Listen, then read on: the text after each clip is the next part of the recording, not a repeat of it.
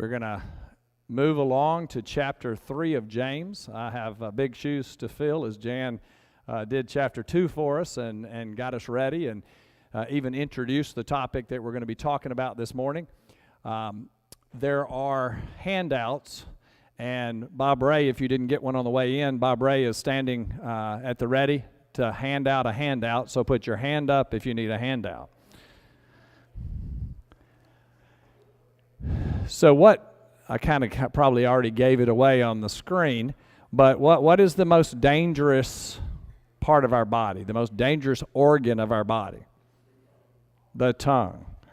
The tongue. Those online, welcome. We'll do our best to get microphones to people if they have something to say, but at this point in time, the single word answer is the tongue is the most dangerous organ in the body. Now, we'll dig through that a little more and talk a little more about, whether it's the tongue itself or whether it's what we use the tongue for and where that all originates.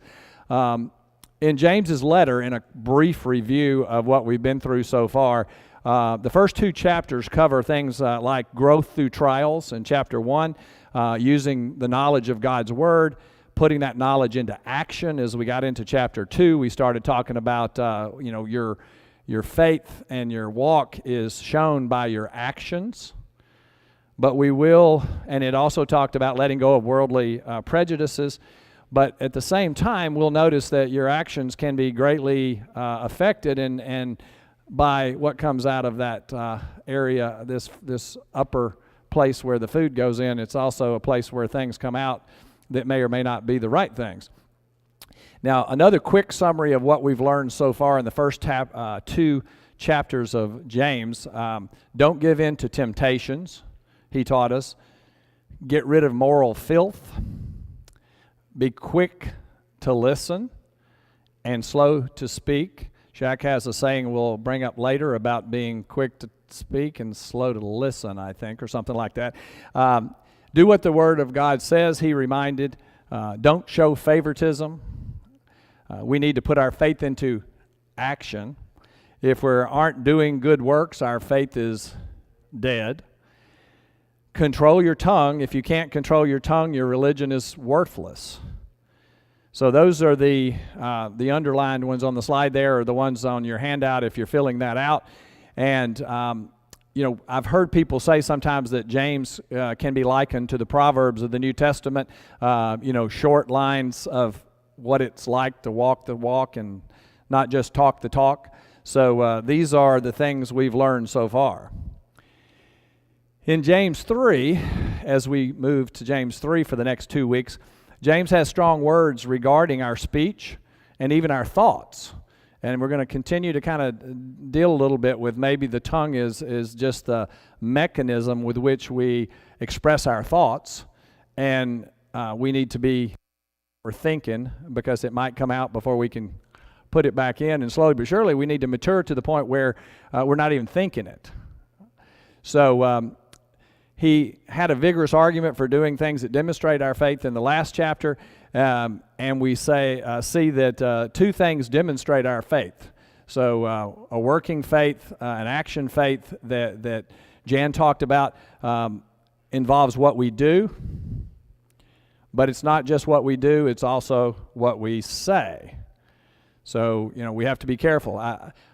I've spent a lot of time over my life saying, it's more important what we do than what we say. But you have to kind of circle back and say, just because James said that it's not about what you say, it's what you do. In the last chapter, it's action, faith. It also is just as important what you say, because as we'll go through this morning, we'll talk about all sorts of examples in the world and examples in the church of how what you say can completely destroy what you do. So it really kind of works both ways. It works whether you're acting good and then saying things that hurt or cause division, or whether you're saying things and then doing the opposite and being what we typically call hypocritical. So in the first couple of verses of chapter 3, James gives a warning to those people. If I had a mirror, James gives a warning to those people who teach. So, what you say is important, but there's a song, and I won't even go with on who made it or anything else, but there's a song in the pop literature or world a couple, maybe 10 or 15 years ago, that where this guy is singing about this girl that broke up with him and did him wrong, and he said, "You better be glad I'm not famous. Because, if I was famous, the whole world would know how bad you are, but no one's going to listen to my song, so nobody's going to know." And so, then in some sort of bad analogy, I guess, if a teacher says it up here, it affects a lot more people than if Jan says it down there versus last week when he was saying it up here. So teachers are warned by James that we need to be even more careful about the quality and content of our speech. And it reveals quite often to others, what is it, an old Chinese proverb that said, it's better to keep your mouth shut and be thought a fool than to open your mouth and remove all doubt. So we can all let everybody know how foolish or immature we are just by opening our mouth. And the damage can go a long, long way towards that problem. So I want to throw out a few questions at the beginning here for us to just think about as we then get into the Word.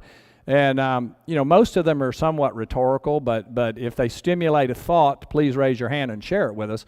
So should Christians think, and sometimes even pray, before they say anything? Absolutely. Any people deny that, if you see something and you quickly say, well, somebody needs to know the truth, I'm going to open my mouth, without first thinking about the ramifications about what you're going to say, might you have, and most people have been or are married in this room probably. There's a couple of exceptions. Have you ever said anything before you thought in the comfort of your home or in your car with just your spouse? Well, Neil said, can we start today and not talk about yesterday or last week or last month? Have we ever said something in anger or haste before considering the possible ramifications, only to wish that we had said nothing or said something a little more appropriate?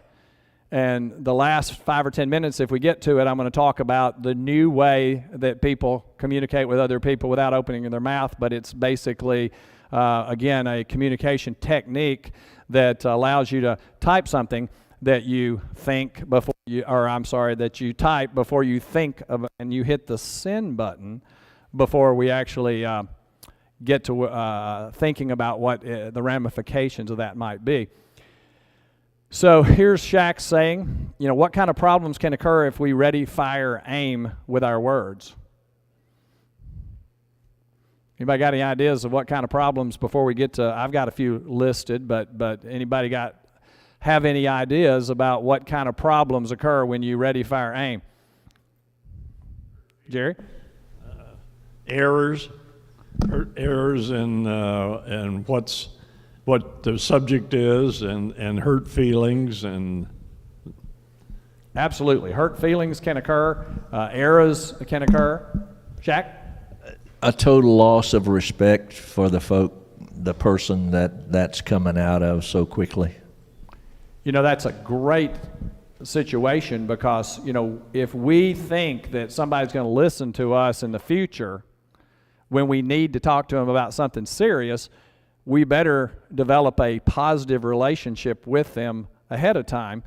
And if the only things that have been coming out of your mouth are things that are not helpful and useful to them, have you ever heard of the idea, if my friend tells me something, I listen, but if somebody I don't particularly care for or like tells me something, I consider the source and then I ignore it. And, sometimes I found, unfortunately, the people that give the best advice to me are people that I don't like very well. Believe it or not, I shouldn't say it, but it's true. People that I don't care to listen to because they often have bad things coming out of their mouth. But that old adage of shooting the messenger, comes in. Somebody tells you something, clear the source of where it came from and say, I don't care who said this. I just need to think about it for a minute and see if it has a little bit, because there may be 10 people that like you or don't want to hurt your feelings that aren't going to tell you. The king's clothes thing. Basically, Sometimes the only people that will tell you are somebody you don't that you don't care to hear it from, and you want to just automatically dismiss it because it came from somebody you don't like. I throw out another. Ron. Times. I don't want you to fix it, just to listen. I'm venting. Is Charlotte in here this morning? There she is, way back there in the back. She's never told me that. Maybe at you least didn't hear. today, as Neil said. Yeah, that's a real tough one. And the next little bullet point here: how much less pain? We talked about things that can happen. Trauma and evil would have occurred or will occur in the future in our world or in our own individual lives if we had no tongue. If we took our tongue out, we'd probably live a much happier life, actually. But that's not gonna, it's not really the tongue, is it? Jesus and God know the heart.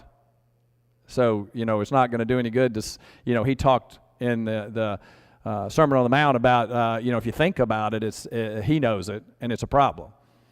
Now, you can fool everybody else in the room, but if you think about it, he knows what you're thinking. So, we start with don't say it, and then we have to get to the point in maturity where we don't actually even think it without quickly realizing that's Satan,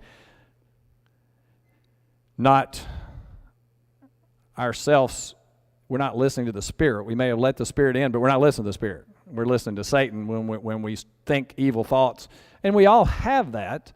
What was it, a Mel Gibson movie a few years back when he could read women's mind and he could say what they wanted to hear? But you know what? It didn't turn out well to be able to read their minds, so we shouldn't want that. But wouldn't it be a terrible thing if everybody could? I mean, maybe it's just me.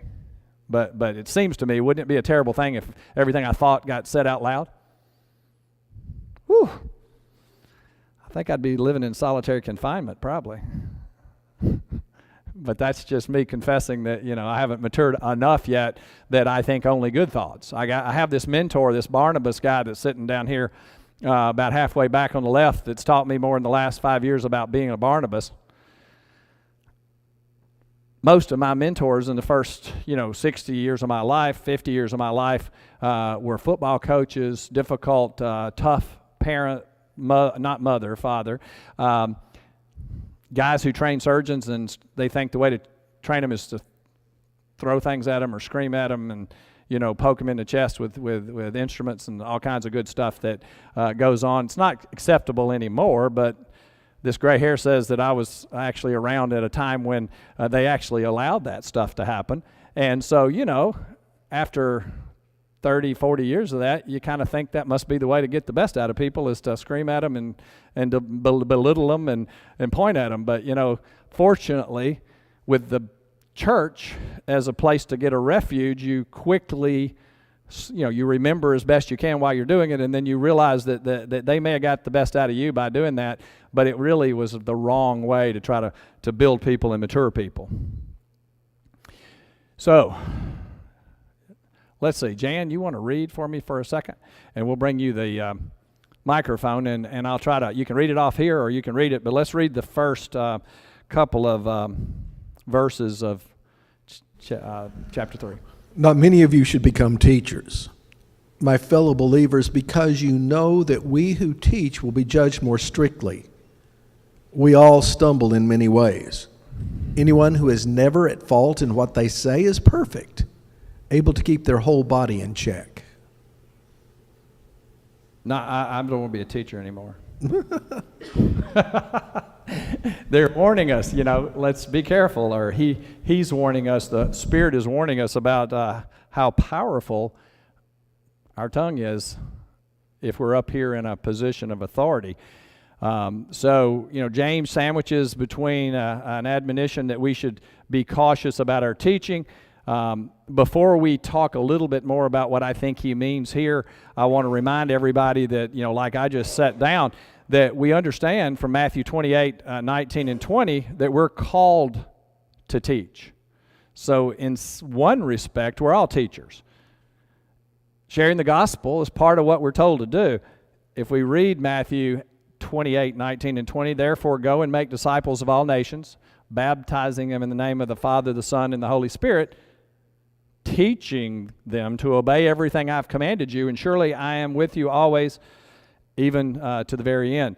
So, certainly, we're told to teach, and so in one respect, we're all teachers, just sharing the gospel like we were told to do. But I think in this case, James was one of the elders and the elder statesmen of the early church in Jerusalem, and I think he was not talking about teachers like everybody in the room being a teacher. So it's not telling you be careful, though you should be careful what you say. It's not telling you be careful and not everybody should be doing this. He told everybody they should be sharing the gospel. But the people that got up in front of groups of people. So today we might be talking about preachers and ministers, people who have an additional amount of respect and are given a little authority on the spiritual side of our lives. They can really have a powerful, positive influence. But he's telling you to be careful. I have a good friend, a cardiologist who is very active politically, and he gives to lots and campaigns, and he was very close to the Bushes, and he was giving to them. And we had a governor several years ago that was coming up, and I said, so you're going to support this governor? And he goes, no. And I go, well, he's the next guy on that party you normally do. And he goes, yeah, but when a politician begins to believe what his publicist is saying, I have no use for him.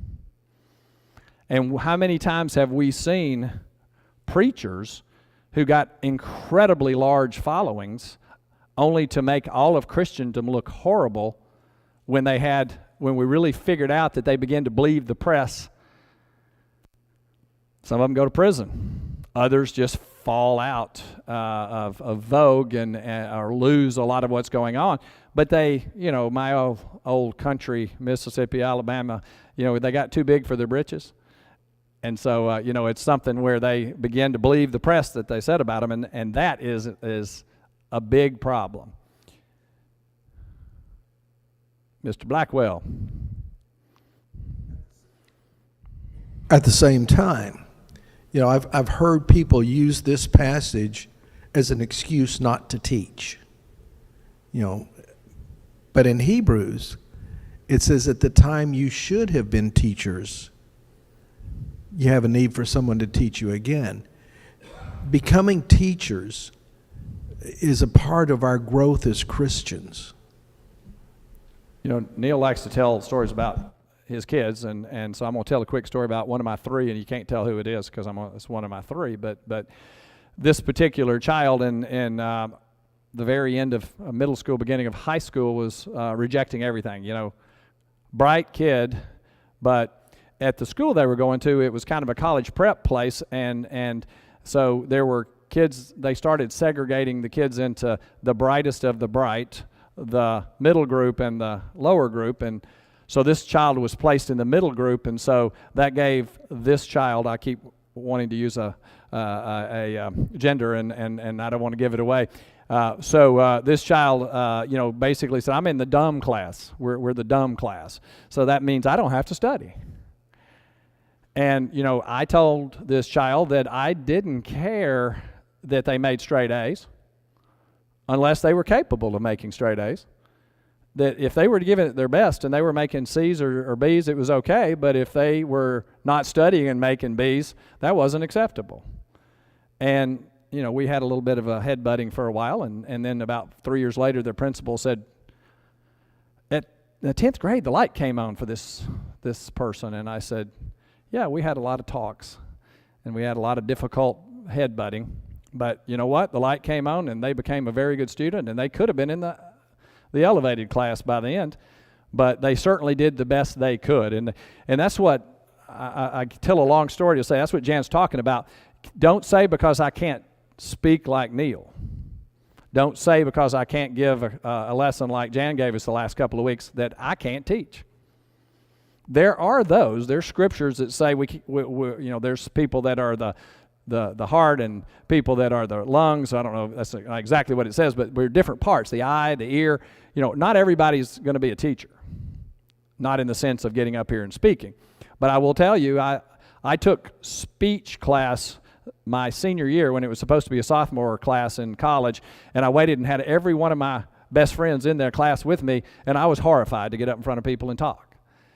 And I realized later in life that, I was trying to pick a subject and talk about something I didn't know anything about and memorize it, and you'd freeze. And then I figured out if I just talked about something I knew as much or more than everybody else in the audience about, it's easy. Now, that's not to say I know more about what we're teaching today than everybody else in the audience, but I'm just saying that if you do your homework and if you really dive into it, you actually can talk about it. And then once you've done it for a while, the hardest thing in most life is to get up there and try it one time. I think Shaq, and if Bill was in here, in baseball, the hardest thing is to get up there and start swinging because, unlike a lot of places, if you're successful 1/3 of the time swinging the bat, you're in the Hall of Fame in baseball. Jack?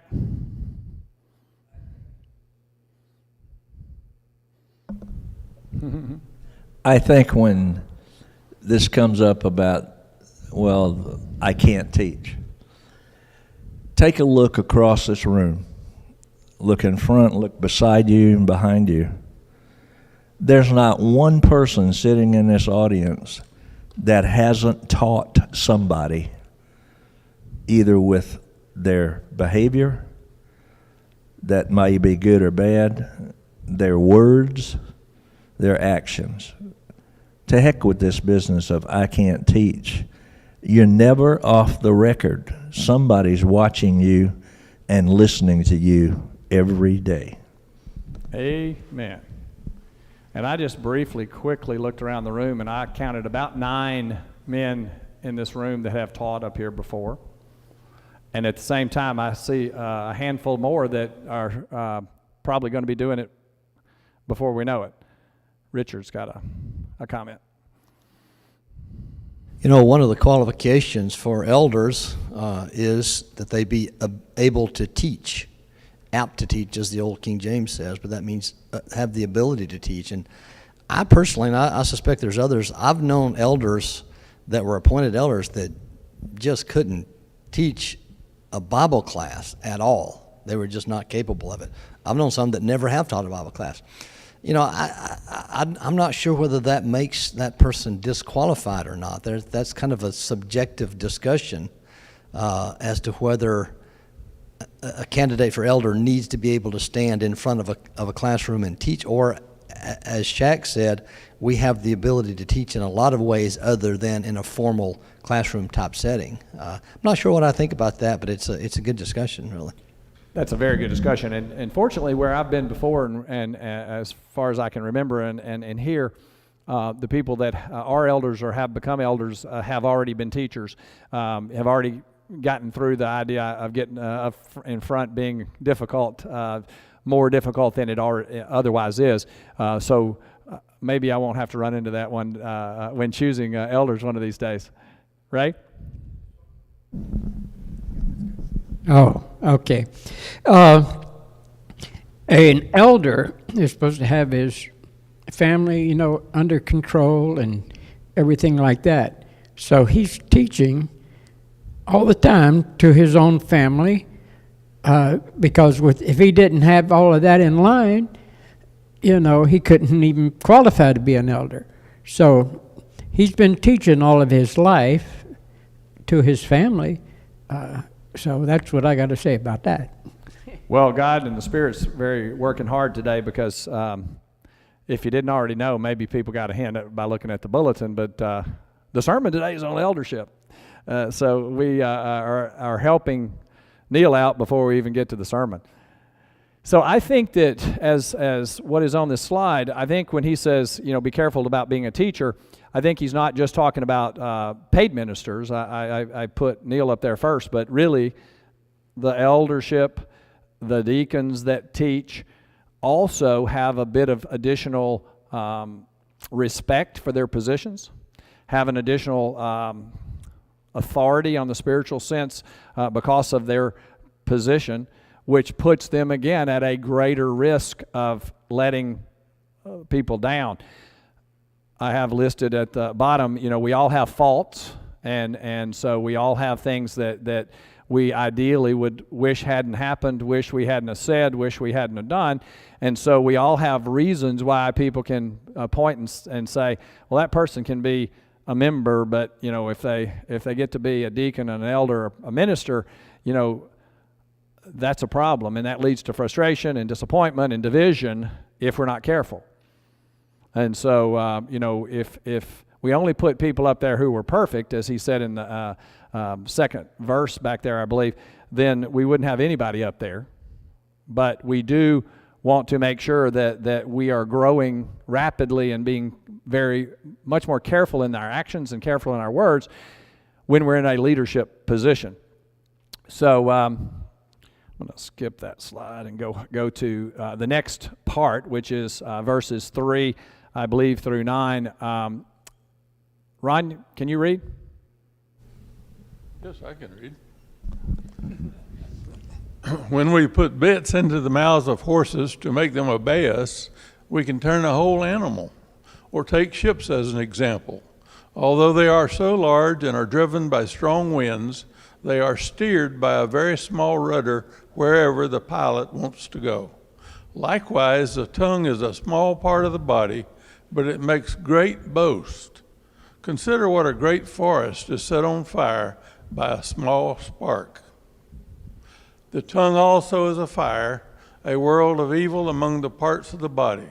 It corrupts the whole body, sets the whole course of one's life on fire, and is itself set on fire by hell. Anybody in here either grow up or have horses? Ron? How in the world does a 1,200 to 1,500 pound animal, how does it get led around on a leash and turned left and right and all of that? I've seen cowboys when I was growing up in Texas that could take a steer with a cutting horse and just sit on the saddle, and that horse would do whatever. He'd put his knee on one side, it'd jump to this side. He'd put his knee on that side, it'd go to that side, it'd stop, it would go, with just little minimal commands. And so this little 180-pound, 150-pound person on top of this 1,500-pound animal, and boom. Likewise, boats. For those of you who have spent some time on the water, now I know Ron can raise his hands for that one, fishing. But it's amazing how a little tiny rudder can make a whole big boat, and we're talking the bigger you get, a little bit bigger rudder, you can make it all go. Well, we don't get hung up on that, but the New Testament writers and speakers were very much into analogies for the people they were talking to, and often they were sitting on the Lake of Capernaum or talking about things that they could all relate to. And he's using those as analogies not to get hung up on boats and horses, but on talking about how easily something so small can be so powerful. And then he goes to the next part and says, and you can light a little fire. And we've seen that out west time and again, where somebody just, doesn't put his campfire out enough or throws a cigarette out. And pretty soon we've got thousands of acres burning and people's houses burning and all of that stuff over that tiny little thing. So Jesus, or James here, is saying, and the Spirit is saying, guess what?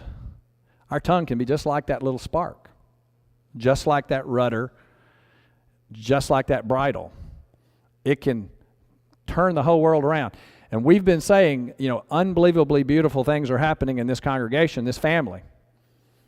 But we've been saying, be careful when good things start happening, because Satan's going to come up with ways to whisper in John Love's ear, or whisper in somebody else's ear over here, to think of something that might have some value to it, but we need to be careful who we talk to about. I used to say when I ran my practice and we had lots and lots of people, I would say, if you talk to your friend about what's wrong and complain, all that is gossip and divisiveness. If you talk to the person that can fix it, it's not gossip or divisiveness, it's just constructive feedback. So if you have a problem, talk to me, who can fix it. Have a problem, talk to the elders. If you don't like the way something's going here, you're concerned about the way something's going here. Now, Matthew 4:18 tells us that if you have a problem with your brother, go to your brother first, or your sister first. Don't go to your best friend first. Uh-oh. It is time to give my mother medicine. Sorry, guys. Somebody else is taking care of that right now. All right. Sorry. So anyway, let's move to the next one. James minces no words when he describes the power of the tongue in those verses we just read. Nothing else has destroyed marriages, ruined friendships, divided churches, and launched wars like the tongue. I mean, you can dig back, and most of the things that are mentioned there can be traced back to words as a starting point and as an escalation point. So can marriages be damaged or destroyed by careless use of words? No arguments? Can friendships be damaged or ruined by careless use of the tongue? You can spend years building a friendship and ruin it with one really harsh emotional outburst. Anybody here ever been involved in a church split? Often that has to do with something somebody said and something somebody else said. I don't like the red carpet, let's put in blue carpet. I don't like, fill in the blank. Now, sometimes they're true scriptural, difficult things, but even then, if done correctly, we can often bring it all back together, and we can all say it's about the church, it's about the body, it's not about me, in my opinion. It's not about me and what I think is true. So there are times when, splits occur for good reasons, but I would say that most of them aren't done for good reasons. They're done because of pride and the unwillingness to come together for the better good. Wars. How many times have countries got into it and escalated, and promises were made, if they attack them, I'm going to support them, and pretty soon the whole world's at war. Murder. How many times have we seen that guy disrespected me, I shot him. Now, none of us would do that, but we see that happening, and sometimes we can murder a relationship, not necessarily murder the person with our tongue. Anybody have any ideas, as I've talked about this, anybody have any ideas about other examples or specific examples of the tongue getting in the way? I'm sure everybody can raise their hand. We'll start right here, and then we'll go back to Richard. As I've been thinking about this, personally, I get in more trouble using my tongue in what is an attempt at humor, which the person I'm talking to doesn't find nearly as funny as I do. I hear people amening and laughing. I do too. Apparently, I'm not. Apparently, I'm Oh. not the only one. But it's and then what we think excuses it all. Just kidding. Well, no. Sometimes there's some damage control that has to be done. Amen. Richard. A couple of thoughts. I was involved in a church split a few years ago that started by the use of the tongue, but the person was saying something that needed and had to be said, but the context and the timing was very poorly chosen. And that escalated into a very bad situation, and it started just because of the use of the tongue. So sometimes it's not what you say, but it's when and how and what context you say it. Then another thing, in regard to the wars, if you look back at the history, particularly of World War II, you look at that war was brought about. If you listen to the speeches of Hitler, he was very passionate and very vocal and very eloquent in his speeches, stirring up the German people to do the horrible things that they did. On the other hand, the antithesis of this whole discussion is that good things can come from words as well. If you study that situation, you look at the life of Winston Churchill, which is a phenomenal story. Were it not for some of the speeches that he made and some of the things that he said, the whole world was about to go along with allowing Germany to do what they did, and he inspired people through his words to stand up against it, and eventually, of course, defeated that evil. So, You may have looked at your handout, or you may just be Spirit's helping me out. But the very next slide says, "Are there examples of great good that can come from the tongue?" Winston Churchill. Going back quickly, I want to mention two thoughts that I had during the week. Is anybody remember Jimmy the Greek? Jimmy the Greek was a very, very well-known guy. He was in the gambling world, but had also become a very well-known sportscaster. Very knowledgeable about everything, and was constantly being gone to on TV back in the day. Again, gray hair showing. And he said one thing. He said one thing which in itself was absolutely factual and true, but it also, if you think about it, it was inappropriate.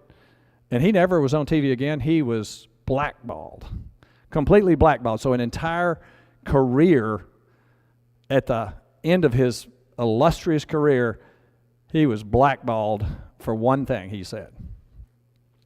And I don't think it's completely killed them, but you probably have heard of a guy that used to, maybe still preaches in the old Houston arena, and has claimed used to have 10,000 people in his church and all of that, and back about 10 or 15 years ago, they were getting on a plane, and his wife was a little upset with the airline attendant, and so they went back and forth, and she said, "Do you know who we are?" Well, Mr. Osteen, had preached for 30 years that it's not about who we are. We're supposed to be the servants. We're supposed to be all the things. And here his wife was, who was considered a co-pastor of the church at that time. And boy, you talking about getting all over the internet, all over newscast, everywhere. Do you know who we are? That's you can't do that. All that good can go away quickly with something like that. Any other examples of the good, great good that can come from using the tongue?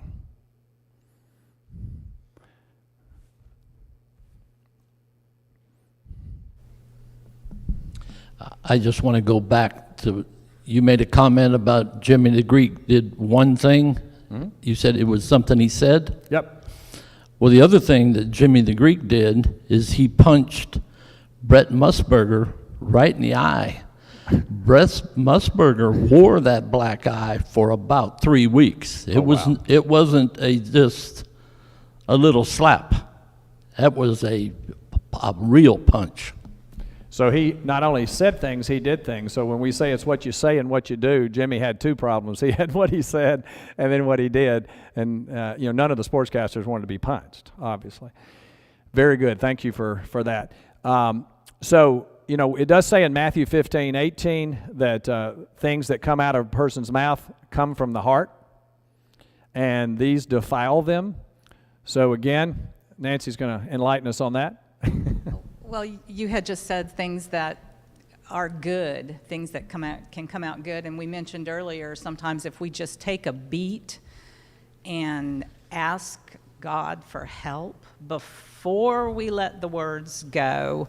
I have found that when people have asked me about things or for advice or for my opinion, if I do that, if I just take that moment to say, Lord, I'm not the brightest person on the planet, help me with my words or help me give them what they need, then often we can allow the Spirit to guide them in the way God wants it done, just using us. And I think that's the thing, is we have to take that moment and ask for help with our words. Nancy only needs a moment, which I'm very envious of, and I know we're not supposed to be envious, but I need oftentimes a day or two. Not every time, but there are times when my knee-jerk thoughts and reactions when somebody asks me something is to give them the advice they don't need instead of the advice they need, particularly if they bring something to me I was already a little fired up about, and now they're justifying my emotion, and I want to give it back. So we'll get, hopefully in a couple of minutes, we got about 6 minutes left to that sort of typing idea. So can we learn a great deal about a person's heart by what comes out of their mouth? Ron's going to answer that question for me. I remember during Jesus' trial, or during that period of time, Pilate's wife had some kind of a dream or a vision and tried to warn him of what he was about to have to do. And his only response, or his way of clearing himself, was to wash his hands, so to speak, of the decision that had to be made.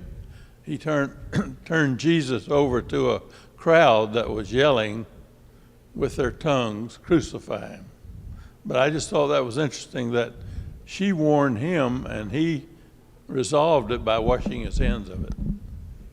Absolutely, absolutely.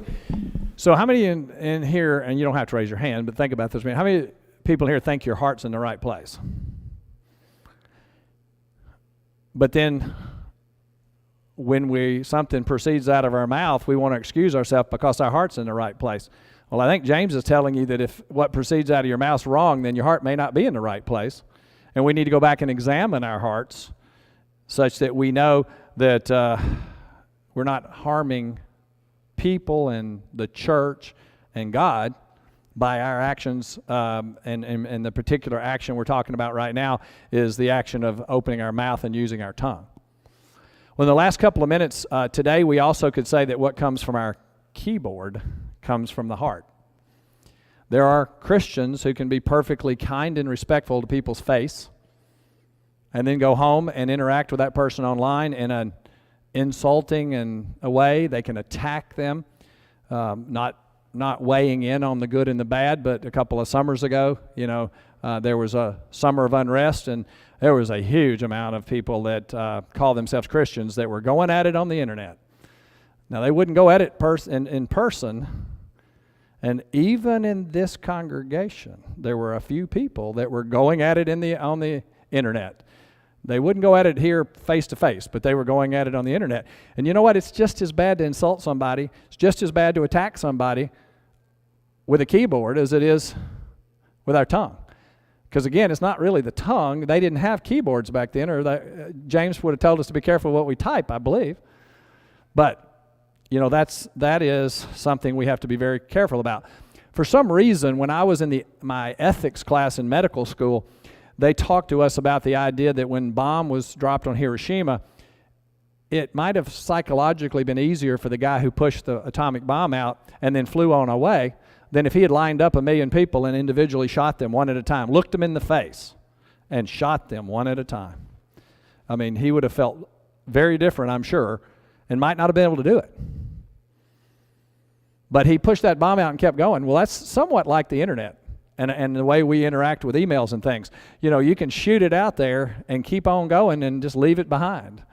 Particularly if you don't, let's say we're not doing it to someone here in our brotherhood, but, I get online and go at it with people. Well, that's like the story I think Jan told about the lady who was stopped because she had a fish on the back and a biblical quote, and I'll go to North Tampa. It wasn't North Tampa, but I go to church, and then she was cussing and all of that, and they thought she stole the car. When we represent ourselves as Christians online, which if we're going to get on there, that's what we should be doing, is spreading the word, isn't it? And then we go to being difficult and abusive, we're spreading the wrong word. Let's read the last part of this. I've got 2 minutes. All kinds of animals, birds, reptiles, and sea creatures are being tamed and have been tamed by mankind, but no human being can tame the tongue. It's a restless evil full of deadly poison.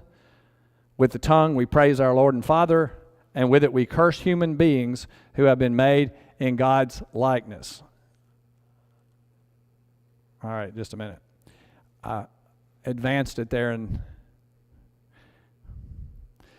out of the same mouth comes praise and cursing, my brothers and sisters. This should not be. Can both fresh water and salt water flow from the same spring? My brothers and sisters, can a fig tree bear olives, or a grapevine bear figs? Neither can a salt spring produce fresh water. Now, you have to stop and think about that when you read it, because that's a lot of stuff that was said. But if you really bring it down to the final idea, the idea is if you're being ugly to other people, if you're not using your tongue correctly to your brothers and sisters, God's not going to listen to you. He's going to say your heart's in the wrong place. So, you can't just say the cross is this way and this way. You can't just say it's me and God. and everybody else can can fend for themselves. You know, it's if I praise God, then I've got to be an example for God. If I ask God for forgiveness and for guidance, then I got to take that forgiveness and guidance and act like He would want me to act the way we're taught to act, instead of acting like I got Him, that's all I need, and the rest of this, everybody else can fend for themselves. So we need to understand that the way we use our words with each other affects the nature of praise to God. God no more accepts words of love and devotion from a mouthful of insults and hatred than we would accept drinking water from a polluted spring. So what comes out of here, praising God's got to praise people and serve people, and vice versa. Okay, Ron? It may not be well known, but there are freshwater springs in the Gulf, in places that I've fished. But the point that I'm trying to make is that there is so much salt water that it quickly dilutes the influence of the freshwater, and it's sort of goes along with where we spend our time and how we use our tongue and who we let influence us in that regard. So it can be overwhelming if you're not careful. Well, I'll leave you with something to ponder, because we've reached the end of the class. I won't ask for anybody to answer it right now, but if you think about it before you open your mouth, we'll talk about it at the beginning of next week. But where is the real cure to taming the tongue? So that's a thought for the week. Where is the real cure for taming the tongue? Next week we'll do the second half of James 3, and I look forward to being here and sharing it with you.